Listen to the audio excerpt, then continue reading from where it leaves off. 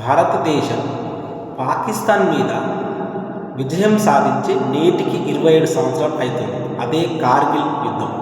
భారతదేశం యొక్క సైనికుల విరోచిత పోరాటంతో తిరిగి మన కార్గిల్ ప్రాంతాన్ని మనం రక్షించుకున్నాం. అయితే ఈ యుద్ధం అసలు ఎందుకు వచ్చిందంటే, కాశ్మీర్ లోయలో మామూలుగానే శీతాకాలంలో విపరీతమైన మంచు కురుస్తుంది.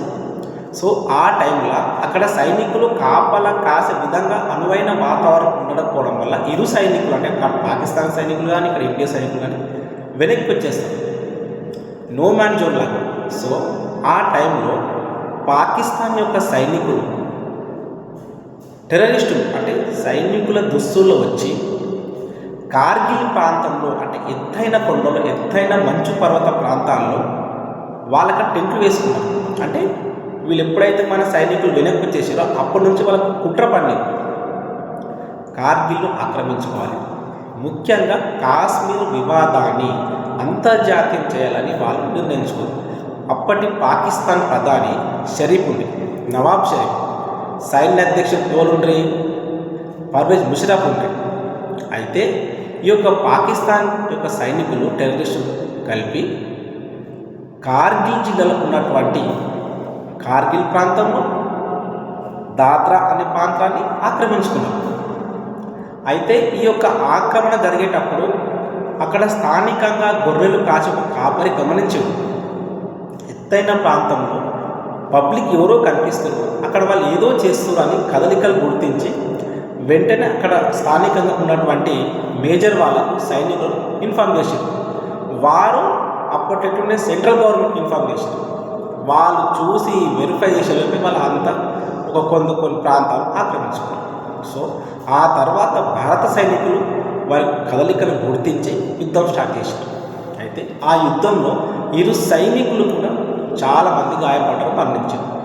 ఇది ఒకెత్త. అయితే అసలు మన భారతీయ భూభాగాన్ని ఎందుకు ఆక్రమించుకుని కాశ్మీర్ వివాదాన్ని మళ్ళీ పైకి తేవడానికి, అంతర్జాతీయంగా దాన్ని ఇముడింపజేయడానికి, అంటే కాశ్మీర్ మాదే, కాశ్మీర్ పాకిస్తాన్ వాళ్ళది అన్నట్టుగా ప్రతి ఒక్కరిని ఆకర్షింపజేయడానికి ఆ యుద్ధం చేసినట్టు వాళ్ళు చెప్పారు. కానీ వారి యొక్క బుద్ధి ఏంటి, భారతదేశాన్ని దెబ్బతీయాలి, భారత్ను అండర్స్ట్ క్రియేట్ చేయాలి. ఎప్పుడైనా ఆ యొక్క కార్గిల్ ప్రాంతాన్ని ఆక్రమించుకుంటే ఎల్ఓసి వద్ద వారిదే హవా ఉంటుంది.